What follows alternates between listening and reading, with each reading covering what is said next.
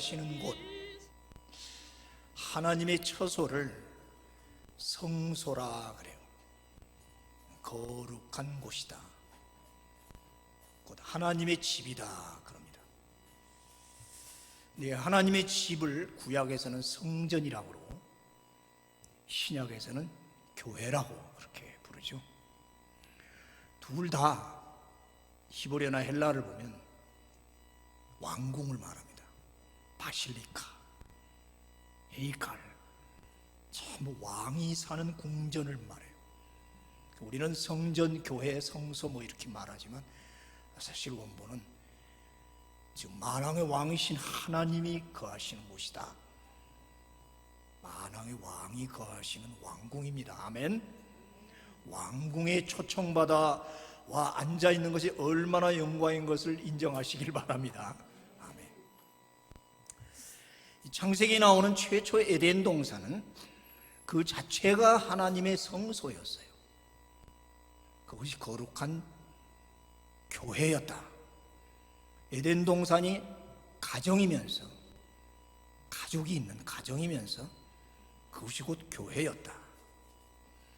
죄도 없고 더러움이 없는 이 거룩하고 아름다운 땅에서 아담과 하와는 하나님과 더불어 아주 행복한 삶을 보냈습니다. 그야말로 에덴 동산입니다. 그러니까 이 에덴 동산은 전 세계의 중심이 되는 거죠. 그거를 상징하듯이 오늘 본문에 보니까 에덴에서 4개의 강이 발원하여 흘러가더라 그랬어요. 4개의 강이 흘러간다. 자, 4개의 강이 에덴에서 흘러나오는데 맨 처음이 히데겔 강이고, 두 번째가 유브라데 강, 그리고 비손강, 그리고 네 번째가 기온강이라 이렇게 말을 해요. 이 4개의 강이 흘러가는 곳마다 온갖 보석, 황금, 진주, 보석이 가득했다고 그랬어요. 그러다 보니 거기 나무와 풀과 꽃과 열매가 가득한 정말로 풍성한 그런 땅, 그것이 에덴 동산으로부터 말미암았다. 그러니까 에덴 동산은 온 인류의 시작이고 세계 역사의 중심이요 곧 문명의 문화의 발상지였다. 하나님은 이 에덴 동산을 아담에게 맡기고 잘 관리해라, 잘 보호하고 관리해라, 잘 가꾸고, 그 관리를 아담에게 맡겼어요. 잘 가꿨죠. 근데 문제가 생겼어요. 어느 날 사탄이란 놈이 싹 오더니 먼저 하와를 꼬드겼잖아요. 에덴보다 더 좋은 곳이 있다. 뭐냐 그러니까 동산 중앙에 데려가더니 저 열매를 먹으면 너도 하나님처럼 될 거야. 하와는 그 유혹에 넘어가서 선악과를 따먹고 그야말로 죄를 짓기 시작하는 거죠. 이렇게 해서 인간은 사탄의 꾀에 넘어가서 하나님과의 그 언약, 행위 언약을 깨고 죄를 짓고 말았죠. 그 죄의 결과는 너무나 비참했습니다. 곧 추방입니다. 그 아름다운 그 생명강이 흐르는 세계 중심진, 모든 행복의 중심진 에덴 동산에서 이제 그들은 추방을 당해서 고통과 불행이 시작인 소위 말하는 에덴의 동쪽으로 쫓겨나죠. 우리는 에덴의 동쪽이라고 그래요. 거기는 가인의 문명이고 죄와 향락의 문명으로 상징됩니다. 이때부터 인간은 죄와 싸우고 시달리면서 소위 어떻게 말하면 죄의 역사를 써내려가는 거죠. 이 에덴의 동쪽 역사가 정점을 찍은 사건이 바로 다윗 왕조의 멸망입니다. 그들 죄의 절정은 바로 우상 숭배에 나타난다. 하나님 외에 다른 신을 섬겼다. 아까 우리 읽었잖아요. 나 외에 다른 신을 섬기지 마라. 질투의 하나님이다. 나만 섬겨라. 절대 나보다 더 사랑해서는 안 된다. 신이라는 건 꼭 깎아세워 무슨 우상을 말하는 게 아니라 내 마음속에 하나님보다 더 아끼고 존경하고 사랑하는 것이 우상이다. 그런데 웬일입니까? 40여 명의 왕들 하나같이 우상을 섬기고 이스라엘 국가는 계속 우상 천지 나라로 변해. 하나님은 도저히 그들의 죄악을 묵고할 수가 없었다. 마지막 왕 시드기야 왕 때 하나님은 바벨론을 들어서 이스라엘을 치게 하셨고, 그 다음에 성전을 불태워 모든 성읍을 다 부시고 많은 사람 포로로 끌려가 바벨론에 가서 70년이라는 포로 생활을 해야만 했다. 죄값이다. 오랫동안 포로 생활에 지쳐 있을 때 얼마 되지도 않았어요. 한 15년쯤 지나니까 이제 완전히 좌절과 낙심 속에 빠져 있는 그 이스라엘 백성들을 보고 하나님이, 긍휼히 하나님이 에스겔이라는 선지자를 보내가지고 희망의 메시지를 보냅니다. 하나님은 환상 중에 에스겔을 들어 유대 땅으로 탁 데려가서 저 위에서 무너진 예루살렘을 보게 하는 거예요. 봐라, 너희 조상들이 지은 죄로 말미암아 저 무너지고 부서진 예루살렘을 봐라. 죄값이 얼마나 처참한지를 목격하게 했다. 심판과 징계 하나님이지만 그러나 또 긍휼과 또 회복의 하나님인 것을 우리는 믿어야 됩니다. 아멘. 하나님은 예루살렘의 회복의 상징으로 먼저 마른 뼈의 소생을 보여주지요. 포로로 끌려간 그들에게 이제 하나님이 그래도 그들에게 마른 뼈의 소생이라는 에스겔 37장 그 마른 뼈들이 탁탁탁 들어맞아가지고 큰 군대를 이루는 것으로부터 이제 회복이 시작된 상징으로 나타납니다. 그리고 나서 새로 제작한 성전 조감도를 다 보여줘요. 무너진 그런 인간이 만든 성전이 하나님이 만드신 직접 설계하신 저 조감도를, 소위 새성전 상세도를 다 그려줘요. 어떤 화가가 참 멋있게 그렸어요. 저거보다 더 멋있겠죠. 그러니까 저거는 지상에 있지 않습니다. 그러나 상징으로 너희가 앞으로 들어갈, 너희가 섬길, 너희가 행복을 누릴 성전은 이런 성전이다 하고 가르쳐주는 거죠. 근데 순간 저 새성전 조감도가 그대로 새성전이 변해버려요. 지금 환상입니다. 에스겔은 그 웅장하고 아름다운 새성전을 보면서 아주 흥분된 마음으로 구석구석을 누비면서 그 성전을 순회하면서 다 구경을 합니다. 각양 건물, 뜰, 성소, 제단, 많은 방들, 그리고 거기에 그 보석같이 아름다운 그 문들, 너무도 세밀하고 조밀하게 배치되어 있어요. 순회 마지막 부분인 부엌을 보는데, 부엌만 해도 세상에 사방 20m예요. 우리 교회 2배는 될 거예요. 근데 그 부엌에서는 화목제물을 삶는 양과 소를 삶아서 고기가 그냥 막 삶는 것이 막 냄새가 진동하고, 그게 마지막 성전의 모습을 보아요. 그게 46장이에요. 그 부엌 구경을 하고 싹 돌아서 다시 성전 동쪽 문 앞으로 딱 옵니다. 이 동쪽 문 앞으로 딱 와서 보니까 문 밑에서, 성전 문지방에서 물이 싹 스며 나오는 겁니다. 이게 웬일이야? 우리 같으면 이게 뭐 수돗물이 터졌나 걱정이 되겠죠. 물이 싹 스며 새어 나오더니 그 물이 동쪽으로 흐르다가 다시 남쪽으로 방향을 바꿔서 그래가지고 저 아래쪽으로 싹 흘러내려간단 말이에요. 그래가지고 그 물이 저 위에서 새어난다, 스며 나온다, 야차, 야라부, 흘러내린다. 그 다음에 파즈, 세차게 내려가더라. 그래서 기드론 골짜기로 물이 시냇물처럼 흘러가더니 물이 점점 불어나기 시작하는 거예요. 처음에는 발목에 차더니 그 다음에는 무릎에까지 올라갔고, 그 다음 허리까지 차더니 마침내는 헤엄을 칠 만큼 깊은 물이 됐다. 강이 됐다. 샘물이 흘러서 시냇물이 됐다가 강이 돼서 헤엄을 칠 만큼 깊은 강물이 됐다. 이 강물은 유다 온 땅으로 흘러가더니 마침내 사해까지 쫙 흘러가기 시작하는 거예요. 그러더니 그 강이 흘러가는 곳마다 나무가 자라고 꽃이 피고 큰 숲을 이루더라. 그리고 잎사귀는 전부 약재래가 되더라. 이렇게. 이 물이 광야를 적셔가지고 그 사막이 저렇게 푸른 숲이 되고, 사해 짠 바닷물에 7배나 짠 소금물 사해까지 들어가니까, 아니 그 사해 염해가 담수가 되어서 물고기들이 뛰놀더란 말이에요. 물고기뿐만 아니라 온갖 생물들이 다 뛰어놀더라. 그러자 어디서 나타났던지 어부들이 막 와가지고 배를 띄우고 그물을 던지는데, 어부들의 노랫소리가 그렇게 들리는 거예요. 기적이 일어났다. 이것이 포로로 끌려간, 죄로 말미암아 징계를 받은 이스라엘 백성들에게 미래에 보여줄 축복의 장면을 환상 속에 저렇게 보여줘. 여러분의 환상이 되기를 축원합니다. 광야와 사막이 기름진 조장으로 변했다. 새 성전에 신세계가 펼쳐졌다.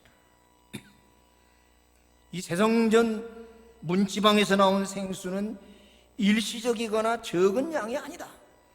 그 많은 광야를 적시고 그 큰 사해를 담수로 호수로 채우려면 도대체 얼마나 많은 물이 흘러야 되고, 그러니까 물은 계속 흘러야 되고 그 양이 얼마나 많겠어요. 이것이 생수의 능력이요 생수의 풍성이다. 선지자 예레미야는 그렇게 얘기합니다. 생수의 근원은 하나님이 있다.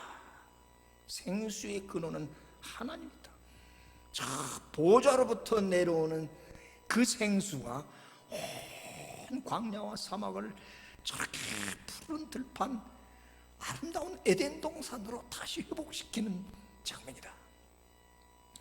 사도 요한은 계시록 속에서 하늘의 보좌를 보았는데 그 보좌에서 생수가 바로 흘러내려오고 있었다 이 말이에요.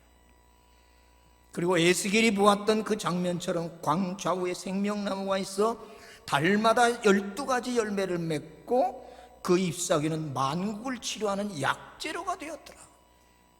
잎사귀까지 약재료가 되었다. 참 의미 있죠. 그림이요. 그 잎사귀는 뭘 가르치는가? 치료약재가 되는 잎사귀.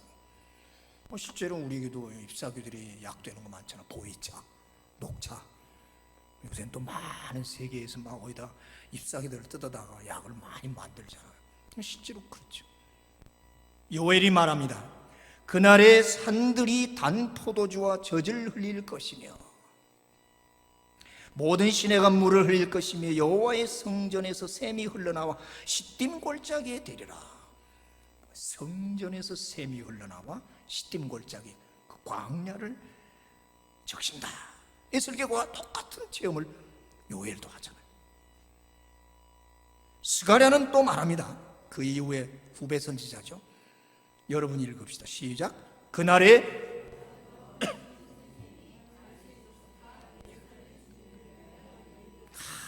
죄와 더러움을 씻는 샘. 그냥 우리가 마시는 물이 아니라 영적인 문제죠. 우리의 죄와 더러움까지 씻는 물이면은 그거는 보통 샘물은 아닌 거예요. 저 스가랴 선지자의 예언이 의미가 있잖아요. 한 번 더 보자고요.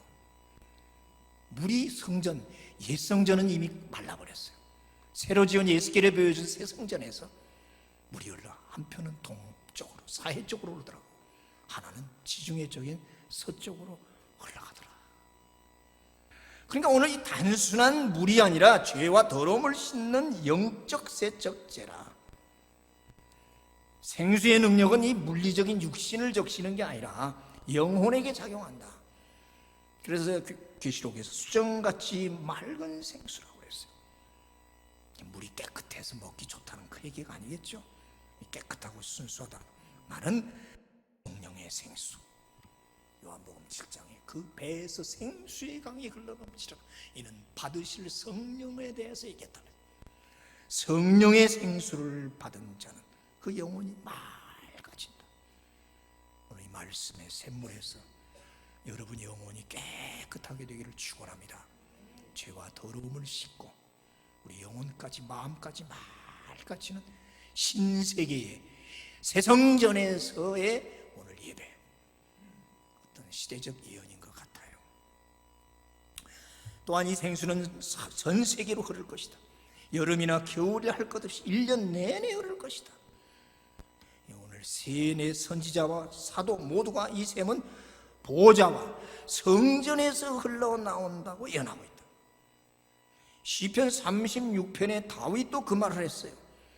그들이 주의 집에 있는 살찐 것으로 풍족할 것이라. 주께서 주의 복락의 강물을 마시게 하시리이다. 분명히 주의 집, 성전이죠. 주의 성전에서 살찐 것으로 풍족하게 하고 복락의 강물을 마시게 한다. 주의 집이라고 그랬습니다. 하나님의 성소입니다. 복락의 강물에서 저 복락이라는 뜻, 에덴이라는 뜻이에요. 우리는 복락으로 번역이 되어 있는데 원문 보니까 에덴으로 되어 있더라고요. 아까 봤잖아요, 에덴. 에덴의 강물이에요. 에덴의 강물, 에덴이라는 뜻은 기쁨, 즐거움, 쾌락 그런 뜻입니다. 에덴 동산이라는 것은 기쁨의 동산, 즐거움의 동산, 쾌락의 동산,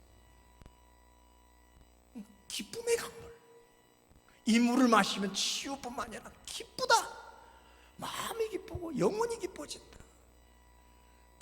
이것이 바로 주의 백성들이 받을 그 생명강의 축복이죠. 여러분, 오늘 지금 우리까지 이제까지 우리는 참 한 번도 경험해 보지 못한 세계를 지금 통과하고 있습니다. 왜 이렇게 되었을까? 죄값일까? 하나님 무슨 뜻이 있을까? 무슨 섭리가 있을까? 그분이 만드신 이 지구이니, 하나님 만드신 지구니까 하나님이 무엇인가 새롭게 하시려고 하는 무슨 계획이 있으신가? 분명히 오늘 새 성전, 신세계라고 그랬단 말이에요. 많은 상상을 해봐요. 그래서 오늘 에스겔서 47장을 비롯한 생명강 비유를 제가 지금 하고 있는 거죠. 하나님이 선물로 주신 에덴을 관리하지 못한 인간의 죄와 그 대가가 컸듯이, 그래서 모든 피조물이 탄식을 했듯이,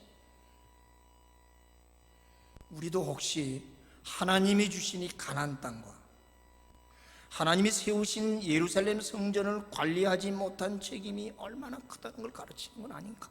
목사부터, 교회부터. 너무 풍족하고 너무 화려하다 보니까 하나님 보시기에 안 좋았던 건 아닌가? 하나님이 이렇게 아름다운 세상, 여러분 보세요. 물고기 하나, 산새, 짐승들, 그 동물의 왕국이나 그런 것들 보면 참 아름답잖아요. 그런 거북이가 죽어서 배를 갈라보니 비닐봉지가 나오고, 돌고래에서 비닐봉지가 나오고.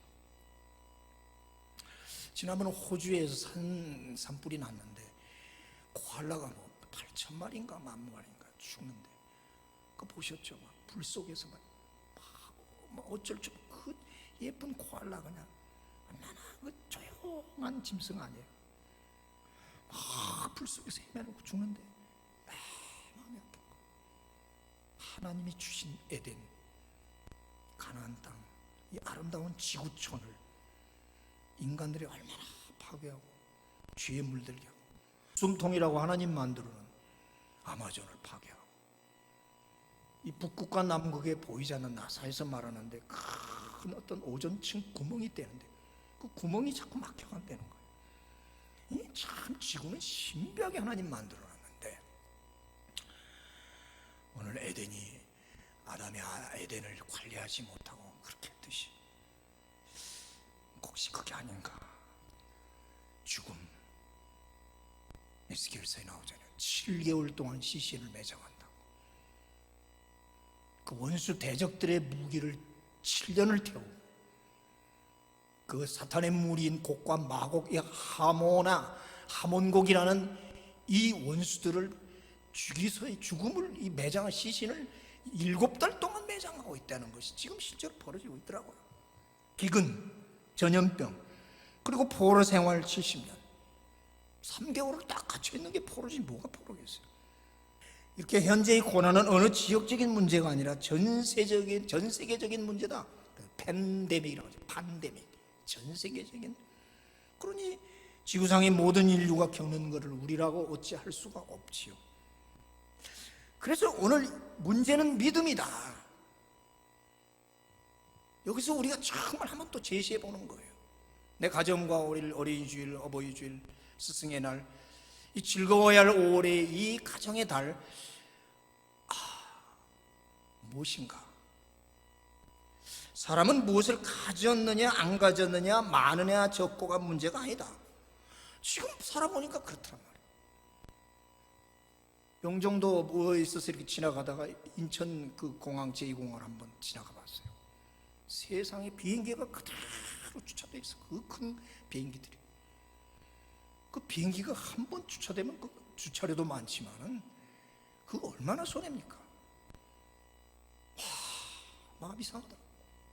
공중에 계속 떠 있어야 할 비행기가 가득 차는데 그 북적대는 공항에 사람이 없어요. 사람이고 지나가는데. 이야, 이거 실제구나. 그런 좋은 비행기들 아무 의미가 없잖아요. 의미 없잖아요. 돈 의미 없잖아요. 호텔, 예? 통통 비싸네요. 관광지 통통 비싸요. 돈 있으면 무슨 소용이 있어요. 은행 부도내 버리면 돈도 못 찾아요. 지금 미국에서 2,700조를 풀었습니다. 우리 1조만 해도 어떻게 상상이 안 돼. 1조 얼마인지를. 2,700조. 와, 부자는 부자예요. 근데 그거 얼마나 견디겠어요. 그걸 풀어서. 사람이 무엇을 가졌느냐 안 가졌느냐 무엇이 많으냐 적으냐 아무 의미가 없더라는 얘기예요. 그렇잖아요. 지금 아무 의미가 없어요. 돈이 있어도 쓸 데가 없지 않습니까?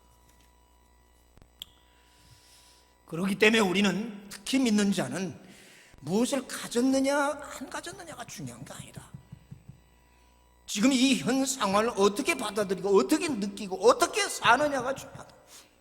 왜냐, 인간의 행복은 마음에 달려있지 물질이나 육신에 달려있지 않다는 걸 지금 실제로 보여주고 있다 이 말이지 않습니까?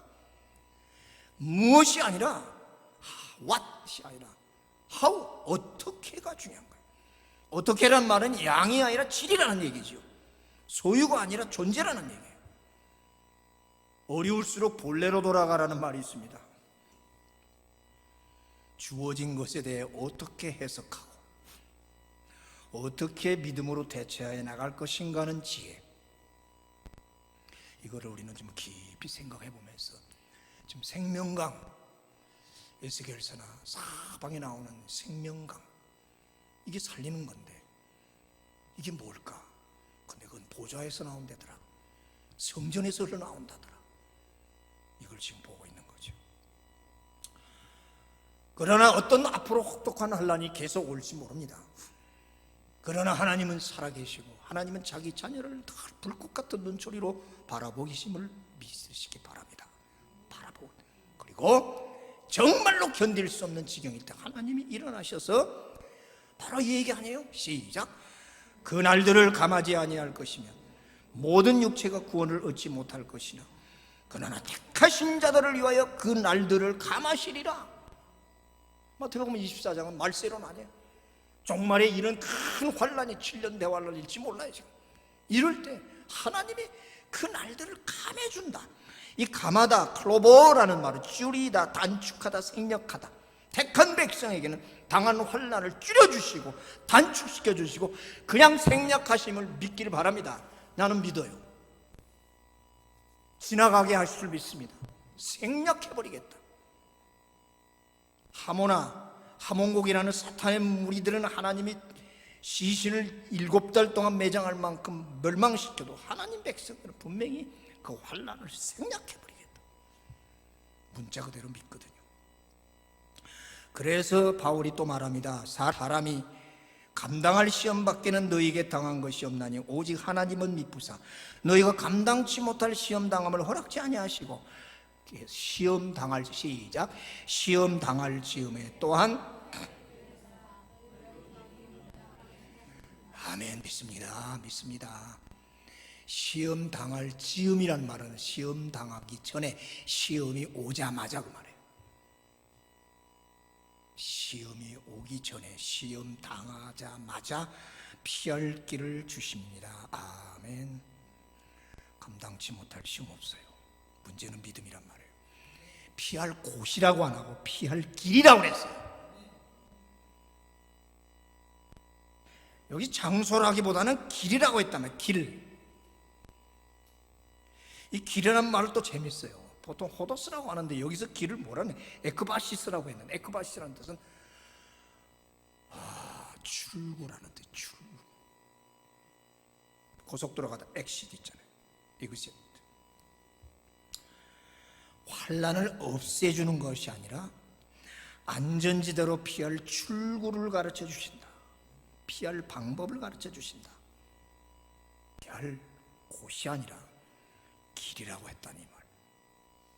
그래서 인생은 미로, 예수는 출구다. 그 유명한 말. 코로나보다 더 무서운 기근, 이 불경기. 확실하잖아요. 인도 사람들 보세요. 코로나 그거 눈에 안 들어와요. 귀에도 안 차요. 막 때리고 난리쳐도 우선 먹을 것 찾아서 막 몰려드는 거 보세요. 배고픈 거 같이 긴급한 게 없잖아요. 인생은 미로, 예수는 출구. 잘 기억하자고요. 오늘 구원은 회복으로부터 시작된다. 오늘 먼저 성전의 회복이 있었다는 걸 잘 기억하셨지. 제일 먼저 에스겔을 데리고 와서 무너진, 현 상황 무너진 황폐한 예루살렘이라고. 근데 거기다가 하나님이 새 성전을 쫙 펼치고 또 새 성전을 실제화 딱 시켜서 한 바퀴 빙 돌아보게 하죠. 이게 믿음의 세계 아닙니까? 에스겔이 순회한 새 성전의 모습에서 오늘 이스라엘의 회복을 본다. 먼저 파괴되었던 제단이 세워지고, 그 다음에 제사장을 통해서 아침 저녁으로 제물이 올라간다. 제물이 태워지고 제물이 올라간다. 번제와 소제와 화목제와 속제제 막 제사가 올라간다. 안식일과 각종 절기가 시작되었다. 이게 중요한 거예요. 이게 중요하단 말이죠. 이거를 예배에다가 대입시켜보자.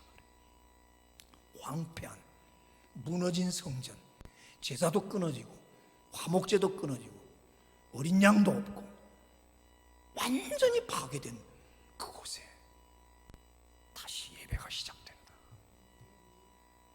여러분, 70년 유배 생활은 먹고 마시는 고난이 아니었어. 실제로 성전과 제사가 없는 고통이었단 말이에요. 처음에는 먹고 마시는 것 때문에 걱정했겠지만 한 달, 두 달, 석 달 가니까 아시잖아요. 예배가 얼마나 중요하다는 거, 하나님의 교회가 얼마나 그립다는 거. 예배의 상실은 삶의 상실로 이어진다는 거죠.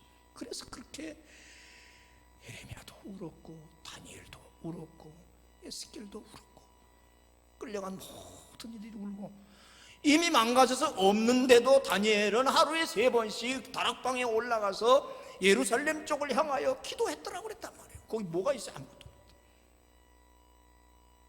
그렇게 성전을 사모했다는 얘기 아니에요. 예배의 회복이 있어야 축복이 시작된다. 시작, 따라합시다. 예배의 회복이 축복을 부른다. 평생 기억하시기 바랍니다. 꼭 지금의 문제가 아닙니다.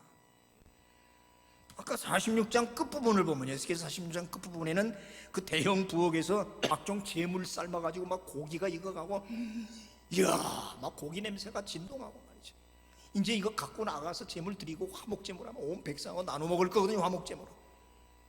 그 부엌에서 고기 삶는 막 그 냄새, 그 풍성한 장면을 보고 나와서 동쪽 문 앞으로 딱 나온 게 47장 1절이거든요. 부엌에서 재물 삶는 걸 보고 나와서 47장 딱 1절에 볼 때 그때 성전에서 물이 나오더라. 기가 막힌 포인트. 재물이 삶아질 때, 희생재물, 화목재물이 삶아질 때, 고기 냄새가 부엌에서 진동할 때, 그때 나가보니까 성전 문지방에서 물이 쫙 나오더라. 지혜로운 분들은 깨달으셔야 돼요. 희생제물의 피가 제단에서 흘러내릴 때, 제단에서 희생제물의 피가, 어린 양의 피가 흘러내릴 때 생수도 흘러나오더라. 중요한 포인트예요. 예수 보혈. 병사가 가슴을 찌르니 피와 물이 나왔더라. 피는 우리의 죄를 씻기는 능력이요, 물은 곧 생수로 우리를 깨끗이 할 뿐만 아니라 우리를 풍성하게 해서 되살아나게 하는, 번성하게 하는 축복을 상징하죠. 새성전 상쇄도는 신약교회의 모습이죠. 더 말할 거 없죠. 그렇다면 산제물된 우리 성도의 눈물의 기도와 찬양과 헌물이 드려질 때 생수는 흘러나옵니다. 다시 성가대가 조직되고 백성들이 제사를 드리고 찬양이 울려 퍼질 때, 그때 성전에서 생수가 흘러나오더라. 그걸 세차게 흘러 사막으로 흘러가더라. 오늘 내 기도 자리에서, 여러분의 기도 자리에서 보이지 않는 생수가 스며 나올 줄로 믿습니다. 어디 앉아있든지, 가정에, 사업장에, 회사에, 내가 앉아서 기도하고 찬양하는 그 자리 속 저 아래로 생수가 흘러나간다는 사실 의미 있게 받으시길 축원합니다. 아멘. 우리는 하나님의 자녀잖아요. 우리는 성경이 우리 교과서잖아요. 생명의 책이잖아요. 어떻게 해요? 모든 문제를 말씀에서 풀어내고 말씀에서 해석을 하고 말씀에서 해답을 얻어야지 어떡하겠습니까? 목사님의 해석이겠자라고 하지 마시고, 우리는 생명의 책 안에 가지고 평생 살 거 아니에요. 여기 내 인생의 모든 게 담겨 있잖아요. 성경에서 하나님 말씀이 그렇게 얘기하는데 어떻게, 그대로 믿고 가야죠. 오늘 이 예배의 자리로부터 흘러나가는 생수가 여러분의 심령과 가정 위에 흘러 넘치기를 축원합니다. 아멘. 물이 처음 성전 문지방으로 나올 때는 그냥 나오다 그래서 스며 나오다. 근데 그것이 성전 바깥으로 흐를 때는 흘러내린다. 아까 야라부 그랬는데, 야라부 흘러내린단 말은 세차게 흘러간단 말이에요. 저 성벽이, 성경이 나오는 데는 15m예요, 높이가. 문지방에서 흘러나온 물이 싹 돌아가죠. 남쪽 계곡으로 흘러가는데 그냥 흘러가는 게 아니라 표차가 15m에서 떨어지니까 이 물의 낙하가 얼마나 힘이 있겠어요. 그냥 실제로 봐도. 우리 애들 알죠? 위치 에너지, 포텐셜 에너지라고 그래요. 그 잠재된 힘. 물이 낙할 때 힘으로 우리 수력 발전소도 하고 조력도 파도가 밀리는 힘으로, 그게 얼마나 큰 힘이냐고요. 터빈을 돌려서 전기를 일으키잖아요. 스며 나올 땐 조용히 나오지만 낙하에서 막 폭포수같이 떨어져서 그 세찬 물결이 광야로, 사막으로 가면, 사해로 들어가면 모든 것이 되살아나리라. 오늘 설교 제목 되살아나리라. 오늘 이 폭포수 같은 생수가 여러분의 가정으로 세차게 흘러가기를 축원합니다. 여러분의 사업장으로 흘러 들어가기를 축원합니다. 우리 자손들에게 흘러가도록 축원합니다. 의미 있지 않습니까? 이것이 생수의 힘이요, 바로 생수는 힘이 있다, 파워풀하다. 보혈은 힘이 있다. 보혈의 능력, 주의 보혈, 보혈은 파워풀 능력. 왜? 이 물은 고인물이 아니라 살아있는 물, 그래 생수를 리빙 워터라고 그러잖아. 살아있는 물은 힘이 있다. 고인물은 힘이 없잖아요. 운동 에너지가 된단 말이죠. 이 세차고 급속한 힘이 오늘 필그림 교회와 여러분을 소생시키기를 축원합니다. 가정과 기업을 회복시킬 줄로 믿습니다. 아멘. 우리 교회예요. 아멘. 여러분의 교회하고요, 저거 여러분의 집입니다. 여러분의 가정입니다. 여러분의 회사입니다. 그냥 믿으세요. 크게, 마스크 때문에 크게 안 들린다. 여러분의 회사입니다. 여러분의 가정입니다. 아멘. 세척의 폭포처럼 인양의 피 생수, 예수 보혈 회복 생수, 예배 드릴 때, 희생 제물 드릴 때, 기도하고 찬양이 넘칠 때, 모르는 사이에 성전 문지방에서는 생수가 싹 스며나오더라. 할렐루야. 오늘 그렇게 스며나갑니다. 아멘. 여러분의 심령이 영혼으로 들어가고 우리 가정으로 지금 싹 흘러갑니다. 저는 믿습니다. 아람이한테 흘러간다고요. 아멘. 흘러 들어간다. 믿어야 돼요. 이런 축복이 넘치기를 축원합니다.